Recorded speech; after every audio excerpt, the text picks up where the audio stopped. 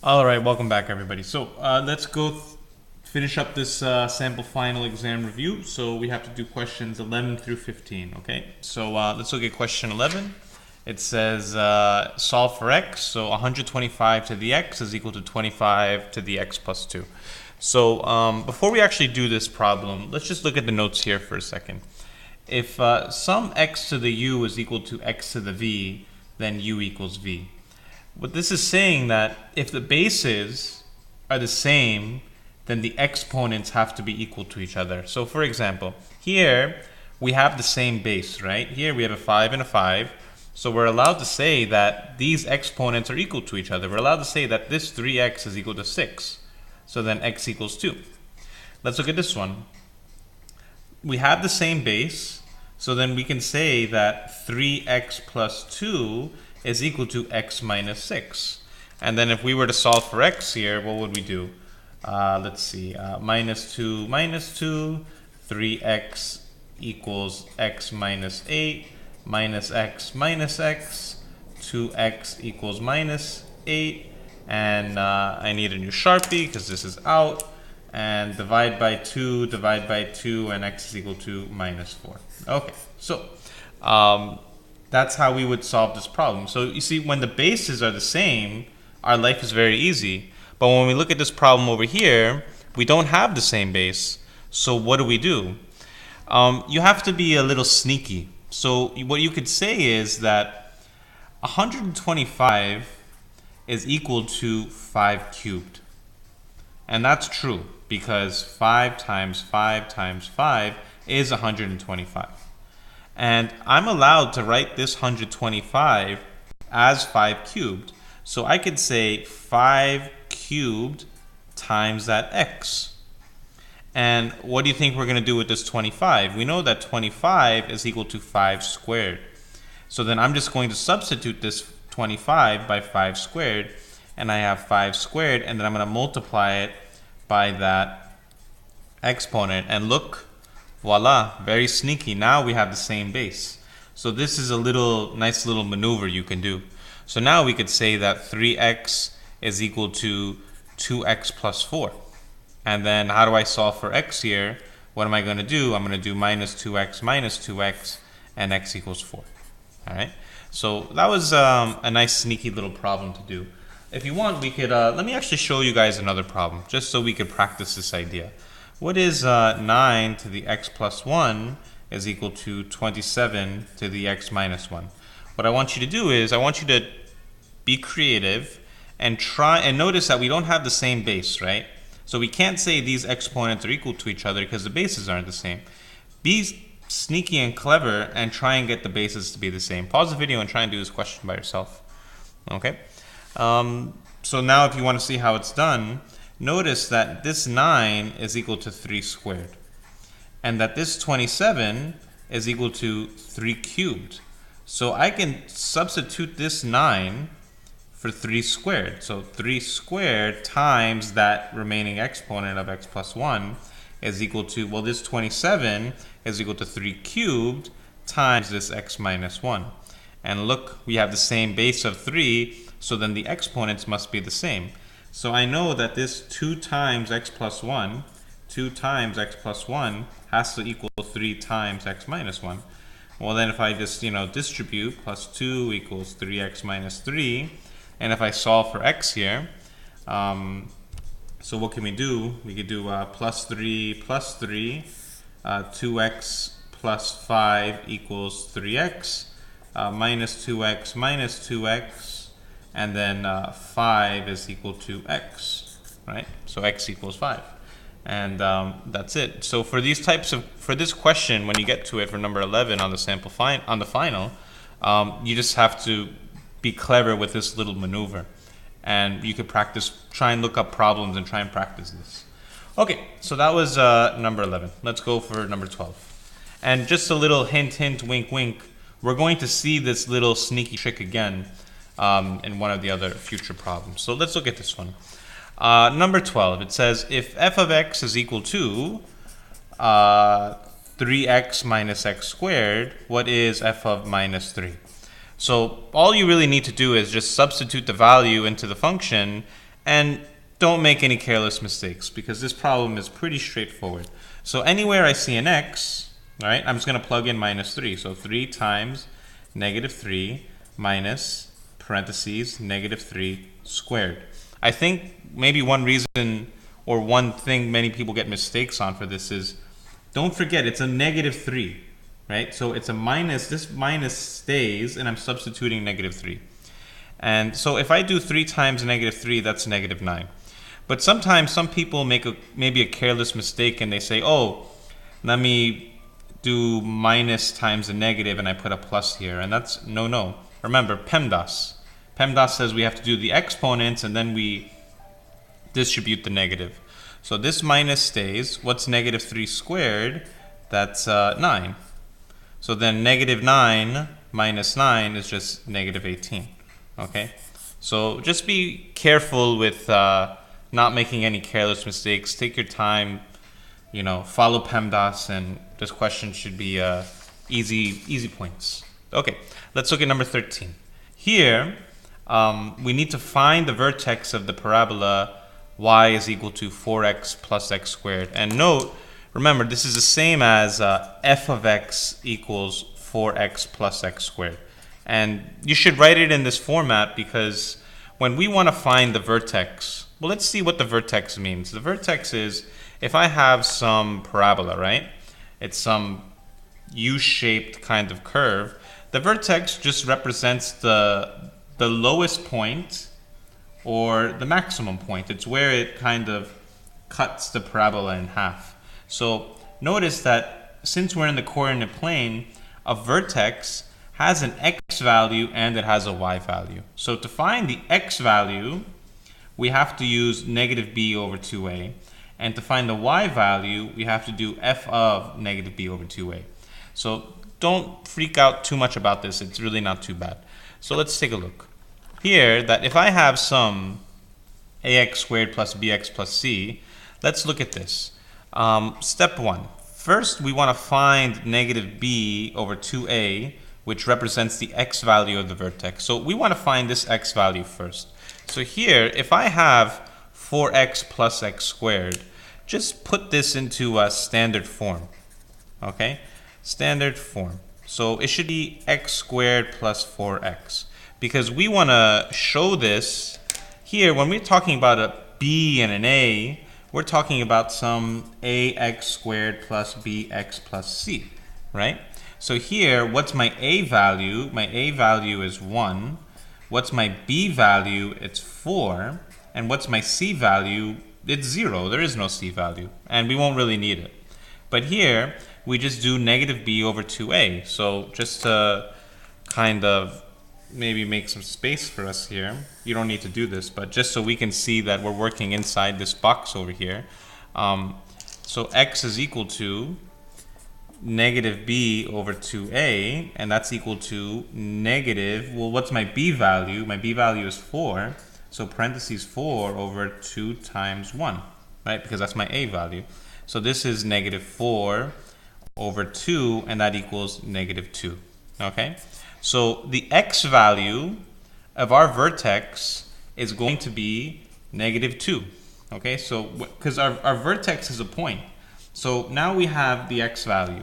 To find the y value, what this is saying here, this f of negative b over 2a, we just plug in the x value into the function, and that will represent our y value of the vertex. So whatever I get for step 1, like I got negative 2, right? So I'm going to just plug in this negative 2 into this function, and it gives me the y value. So here, we want to find if f of x is equal to 4x plus x squared. And notice that when you're reading the problem, it says y is equal to 4x plus x squared.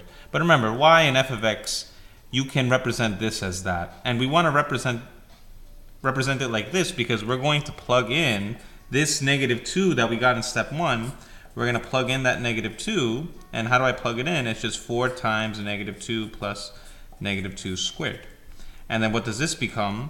It's negative 8 plus 4. And that becomes negative 4. Okay? So we have a negative 2. and that represents our x value. Now we have a negative 4, and that represents our y value. So our graph should look something like this, right? And the vertex for that graph will be negative 2 comma negative 4. So that's the last part. You just show that, hey, this is the vertex. It's this point. Okay? Not too bad of a problem. You just have to remember this kind of setup and the steps in order to complete it. Okay, let's look at question number 14. Here, what do we do? Okay, so here, just some notes for this problem. Remember our SOHCAHTOA, right? So our sine of theta is opposite over hypotenuse. Our cosine of theta is AH, right? So adjacent over hypotenuse. And our TOA, our tangent of theta, is opposite over adjacent. And if this is our theta here, this side will represent opposite, this side will represent adjacent, and opposite of the right angle will always be the hypotenuse. Okay? So here, for this problem, you just have to take your time and read it step by step. When you actually see the problem here, it's kind of like a long, well, not a long, but just like a paragraph, and you just have to take your time reading it. Notice here it says, first it says what? A ladder 18 feet long leans against a wall. Okay, so I kind of broke the problem down so we can just read it step by step. So we need to create a visual of what's happening in this scenario. So a ladder 18 feet long leans against a wall. All right, so first let's draw my wall. All right, this is my wall.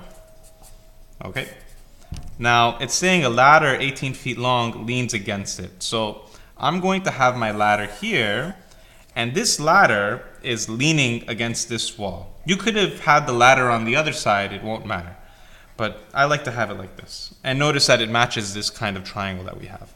So here, notice that this is my ladder, right? Okay, so this is my ladder, right? And now it says the foot of the ladder. So the foot is representing the bottom part here. The foot of the ladder makes an angle of 65 degrees. So I know that this is 65 degrees. Oh, and I also know what's the distance, what's the length of the ladder. It's 18, right? It's given in the problem. Now it says, what's the question asking? How far up will the ladder reach? So here, to see how far up will the ladder reach, that really just depends on the height of the wall. So here, we're going to say that the height of the wall is x, right? So what information do we have? If we look at our triangle here, notice that we want this, and we have the hypotenuse. So which one of these trigonometric functions are you going to use to help you find the value of x? Pause the video and think for yourself which one will you use and why. So if you want to see the solution, we have an opposite, we want the opposite, and we have the hypotenuse. So we're going to use sine of theta. So sine of theta is equal to opposite over hypotenuse. But then here, what is our theta? Our theta is this degree of rotation. So sine of 65 degrees has to equal, well, what's my opposite? It's x, and what's my hypotenuse? It's 18. And in the problem, you're given sine of 65 is 0.91, cosine of 65 is 0.42, and tangent 65 is 2.14. So I know that sine of 65, let me write the solution. So let's put this over here. So I know that sine of 65 degrees is equal to x over 18, right? But what is sine of 65 degrees? It's 0.91. So I know 0.91 is equal to x over 18. So when you have this problem on your final, you're given this information, but this information will not even matter anymore, like the cosine and the tangent, for this particular problem. They're giving you this information because they want you to figure out which trigonometric function to use. In this case, we're using sine. Maybe in a different word problem, you have to use cosine. Maybe in a different word problem, you have to use tangent. So that's up to you to figure out depending on the problem. But on this problem, we're using sine of 65 degrees. So once we have this, we need to figure out what x is. And from here, what can we do to figure out what x is? Here, we can just cross multiply. So we can say that x is equal to 18 times 0.91. And we just have to multiply 18 times 0.91, and you could just set it up right here. So 18 times 0.91, you multiply, this becomes 18. Then you put the 0 here. Like 1 times 8 is 8, 1 times 1 is 1. Put the 0 here. 9 times 8 is 72, so put the 7 here. 9 times 1 is 9, plus 7 is 16. So then I have 8, 3, 6, and 1. But because I have 2 decimal places, I'm going to move this 2 decimal places. So it should be 16.38. X is equal to 16.38. Okay? And that will represent the how far up the ladder will reach. Okay?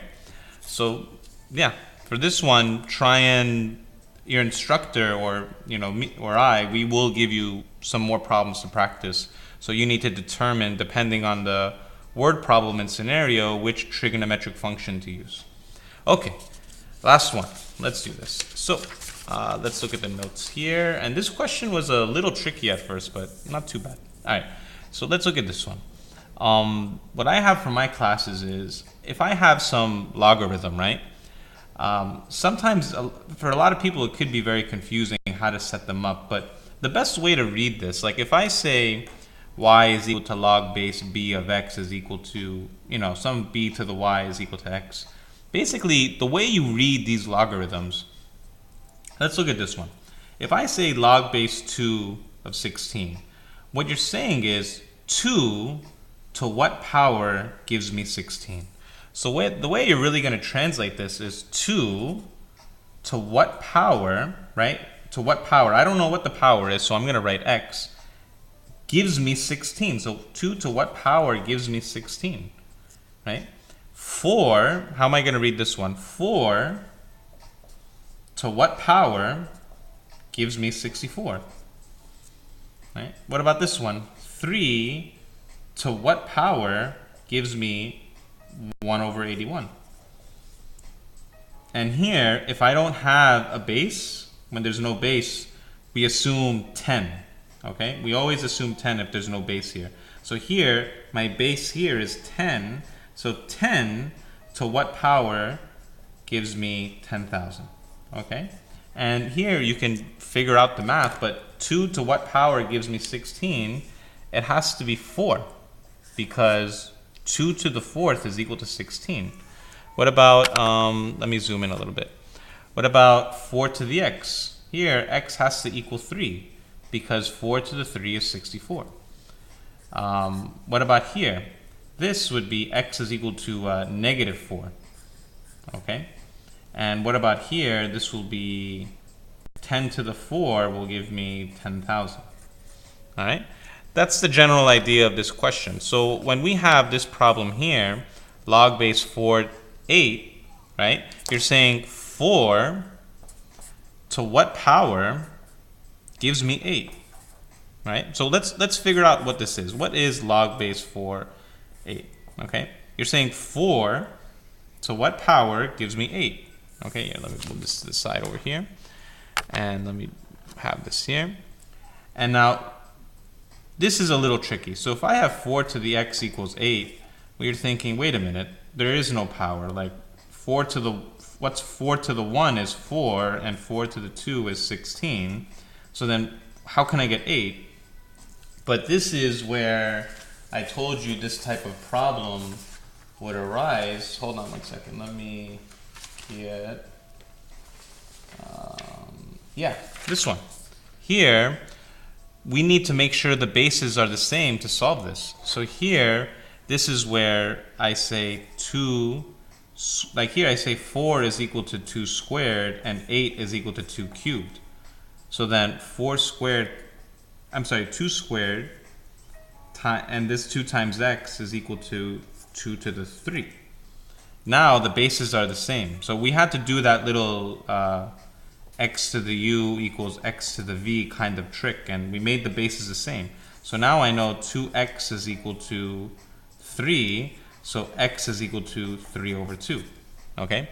So now we have the top right here is equal to 3 over 2 on the top. Right? We know that log base 4 of 8 is 3 over 2. But what's log base of 1,000? Here, you're just saying log base of 1,000. You're saying 10 to what power is 1,000? And that's x equals 3. Because 10 to the third is 1,000. And then here, this log base 1,000 is 3. But then how do I solve this? What am I going to need to do? Well, I need to do, let's move this over here, right? How do I do 3 over 2 divided by 3? Well, that's equal to what? 3 over 2 divided by 3. And notice that 3 is represented as 3 over 1. So now I just have to do keep, change, flip. And now this is 3 over 2 times 1 over 3. But that equals what? 3 over 6. Right? Or just 1/2. Okay? So this solution here is just 1/2. Whew! All right. How long was this video? 22 minutes. All right. So I hope that helped for these questions. Yeah, just practice. I hope you get a general idea. On your sample final, you'll have very similar questions, just numbers changed a little bit here and there. Best of luck.